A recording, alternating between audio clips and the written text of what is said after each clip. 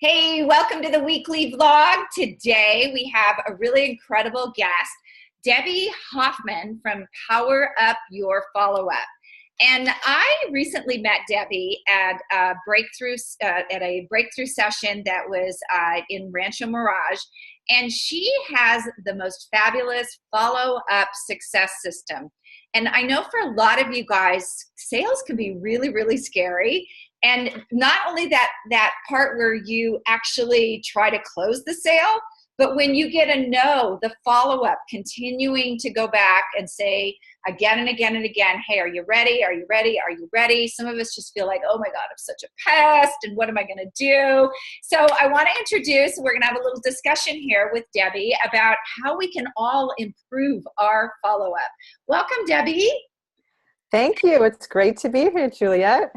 So I'm really excited about this. You want to tell us a little bit about why you decided to do this? I didn't decide to do this. Someone decided for me, actually. I know. It's a crazy story. So just Reader's Digest version is that I was in a health and wellness business and followed up with a woman for 14 months. Have you ever done that? 14 months. Not 14 months, no. It's a long, It is a most long people time. don't. And she finally became a client, and I continued to follow up with her. And she just had this conversation with me one day, and she said, Debbie, I suck at follow-up. You're amazing at it. You need to teach me your system, and you need to teach other people because people are struggling with this. No one follows up with me the way you do. And I thought she was crazy. I had no idea what she was talking about. So one thing led to the next, and she just said, you've got to do something with this. So I trusted her, and I launched this business. It's a longer story, but that's basically how it happened. I had no idea I was doing anything special, and I had no idea people were struggling with this. Oh my gosh, yes. It's really, not so much anymore, but when I first started out, I would be a little bit apprehensive. And of course, the people on the other side of the phone can feel that apprehensiveness about the whole situation. So I want to ask you some questions about this, because I'm sure everybody is a little bit curious about why. I mean, we have high ticket sales coaches, but why the continue to follow up? So how important is follow-up in growing your business? Well, it's actually critical. And what I'm finding, Juliet, is that people are making like everything else in their business more important than follow-up, getting their website perfect, getting all these strategies, getting their programs and packages and all this stuff ready, which is also important. But if you're not following up, you're going to be the best kept secret, and no one's going to know about how fabulous you are. So it is critical. And what I'm finding is that if you don't have a reliable follow-up system in place, you can never build those long-term deep relationships and maximize your sales results. You just can't. You know, that is so true. I was talking to a potential client yesterday and asking her a little bit about her process, because she's always complaining to me that she loses deals, or she's not getting what she wants. And so I asked her, I was like, what is the process you use? And she reaches out to people on LinkedIn, but she never really talks to them. And I think there are a lot of entrepreneurs out there who say, oh, I'm an online entrepreneur, so I don't need to do that. And they don't realize that being an online entrepreneur doesn't mean you get to hide and people just download programs. You actually have to be out there. Yeah. And you have to build relationships, and you No. sell. I have to talk to people. Oh my God. It was really crazy. But I discovered something in the process of talking to her. I said, this week, why don't you try to just go out and contact some of the people in your LinkedIn? And she said, okay, I'll just send them links. And I was like, no, actually reach out and make a coffee date with them, so you have some personal contact. And I could feel her resistance. She said, well, I'm going to go do it my way first. And I was like, yeah, good luck with that. So that way just isn't working, because people want personal touch. They want to know you care about them. They want the connection, especially in this social media world that we're in, that people are getting emails. They're getting, every time I connect with somebody on LinkedIn who's reached out to me, they bombard me with a sales pitch. First thing. It's like, oh my God. And so people want to know you care about them. They want to know that you want to hear what they have to say and that you're not just trying to sell them something. So it's so important to reach out with a personal phone call. I'm an old-fashioned girl. I believe in when you follow up, you call people first and then follow it up with an email. And you know what's so funny about that is I always tell people when we build communities and platforms is I seem to be this bridge between our generation where that's what we did. We got on the phone, we built a relationship, we went to a face-to-face networking group, and we don't seem to really get the whole internet because that's not how we were brought up. That's not how we were wired, the online marketing. And then there's that younger group who is really wired into that online marketing, but a lot of them just don't have a clue about how to build relationships, how to follow up, how to be personable because they text all day and they, I actually have millennials who'll tell me when I call them, oh, I'm like so offended. You didn't text me first. It's like, oh, wow. They were offended. Oh my gosh. Totally offended. So how important are referrals to growing your business? And how do you use the system to get those? So referrals are like the best source of filling your pipeline with prospects. And people, again, make everything else more important than referrals. Like they keep going out trying to find new clients, but they're forgetting that they're sitting on a gold mine. So I'll share some statistics that will answer your question beautifully. So 45% of people who are looking for a service-related business come from the recommendations of others, 45%. So in general, and it depends on your business, but 1 out of 20 people on average will say yes to doing business with you. But when it comes from a referral, it's 1 out of 6. Wow. So your chances of converting a referred prospect improves by 300%. So you either talk to 20 people and get 1 client or 6, like you choose, right? So people want to give us referrals, especially our clients who have worked with us and they know firsthand the benefit of working with us. They've had the experience. They want to refer to us. We just have to know how to ask them, how to train them on what to say on our behalf, and when to ask for the referrals, because there's a right way, and I wouldn't say a wrong way. There's an effective way and a not so effective way to ask for referrals. So it's really part of my whole follow-up system is knowing how to train your clients what to say on your behalf so that they get they get the response that you're looking for. I know, and you sent me the template. I'm not very trainable, unfortunately. I took several tries.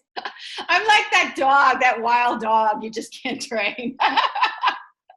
So what stops people from following up? What's that fear out there, and how do you overcome that? Because that's where I think I don't even hear it over and over and over. I see it over and over. Like you can feel the fear when somebody's afraid to ask for the order, which makes you as the person being asked kind of go, whoa, what's going on here? Why the trepidation?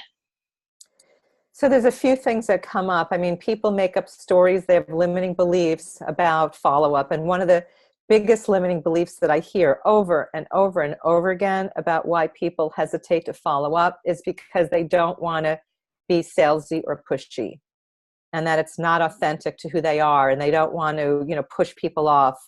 And a lot of people have had an experience where someone followed up with them in a way that seemed pushy or salesy. So they, decided like, I don't want to ever be like that. And so that is one of the key limiting beliefs that I hear why people don't follow up. So there's a couple of things that you can do about that. One is there's the inner work, and then there's the more practical solution. So from the practical standpoint, what I find is that when my clients are really prepared before they go to a meeting, or prepared before they go to a networking event, or before they make a phone call, if they take the time to prepare, their confidence soars, and it helps them overcome some of those fears and limiting beliefs that might stop them. So most people just wing it. So the more they prepare, the more confident they'll feel, and that energetically will come across, because it's all about energy. The inner work is all about a mindset shift. So when I work with my clients, I really give them a whole different way of looking at follow-up, that follow-up is all about building relationships, and that our potential clients are waiting for us to show up in service to them and what they need, and that we can actually follow up in a way that feels compelling and connected instead of salesy and repelling. And so people, when they work with me, go, oh my God, I thought I was being pushy and salesy, but no, follow-up is really how you're letting people know you care about them. And when you follow up, it's showing you're more professional, that you really care about what you have to offer. You're really passionate about what you do, and you really believe in what you offer. And so people are waiting for us to follow up with them. We just have all these stories and limiting beliefs that stop us. That is so true. I'm going to share something with you guys. I recently had someone, and this is why it's so important to practice and to have authenticity around it. I had someone who I met who tried to sell me a coaching program.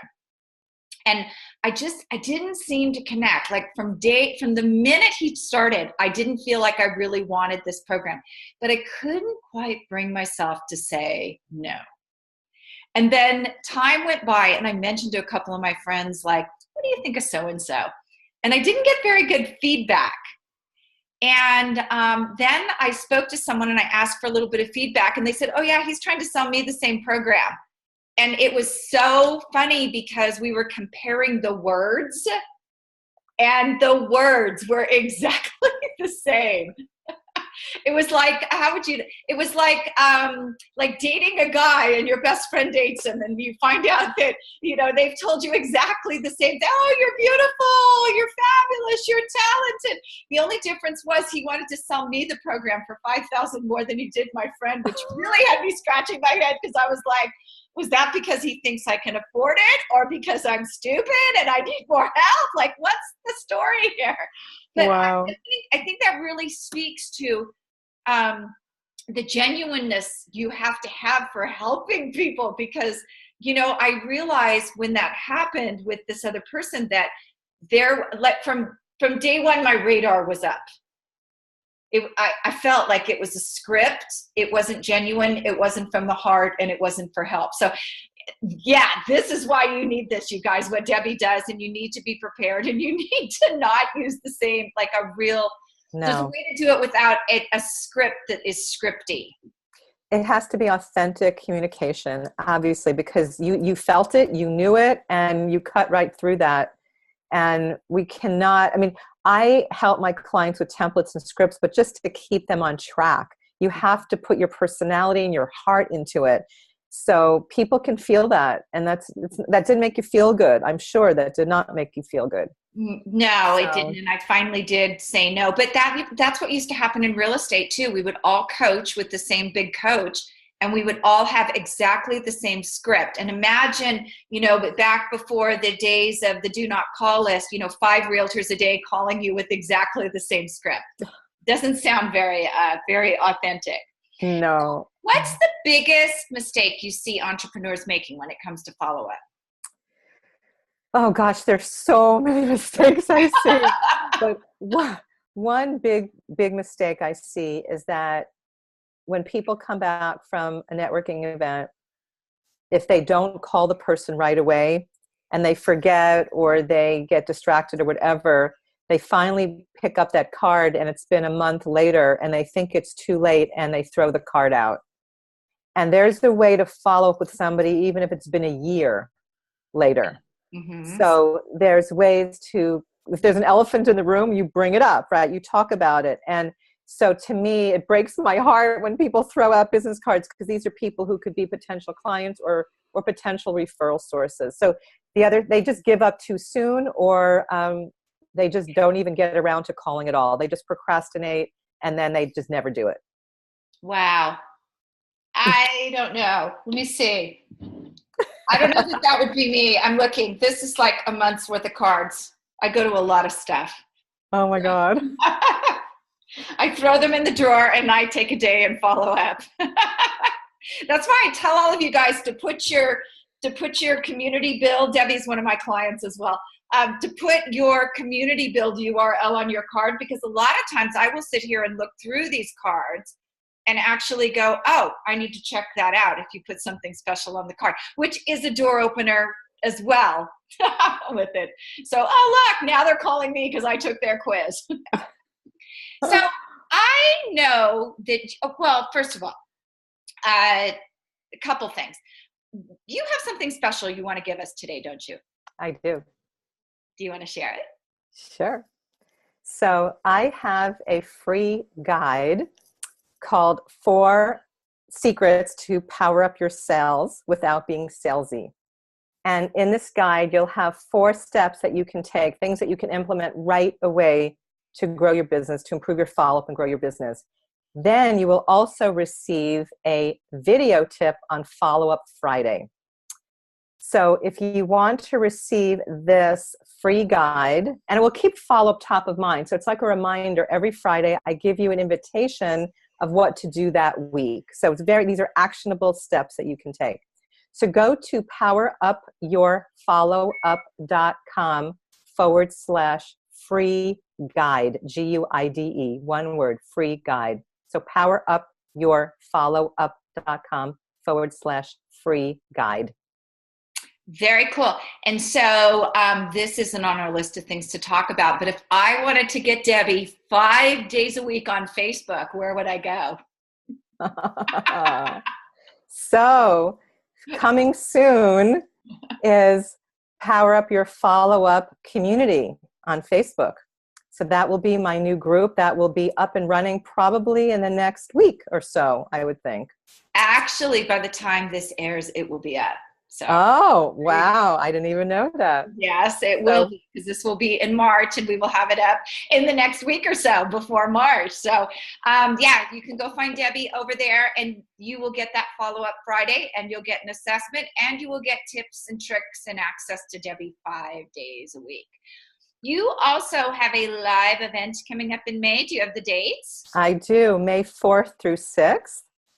Power Up Your Follow-Up Live. How to attract more clients fast without being salesy. There's a theme here. It's going to be in the Bay Area, and it's going to be 3 days of just really deep dive into the whole entire sales process, because that's what follow-up is. So you'll be learning and you'll be implementing. It's very, very experiential. Mm-hmm. And to get more information on that, you go to powerupyourfollowup.com/live. Or just from my main website, powerupyourfollowup.com, you'll see events. So either way. Okay. And she'll be talking about that probably within her Facebook community as well before the event. So you can find out, if you didn't quite get that, you can find out that more there. Debbie, thank you so much. That was really enlightening. I don't think that people realize that sometimes that they need to be taught follow up. You know, we all just assume, oh, it'll come or it won't come. But that's so cool that you have a system that everybody can use. So thank you so much. Thank you for having me. All right. Bye-bye. Bye for now.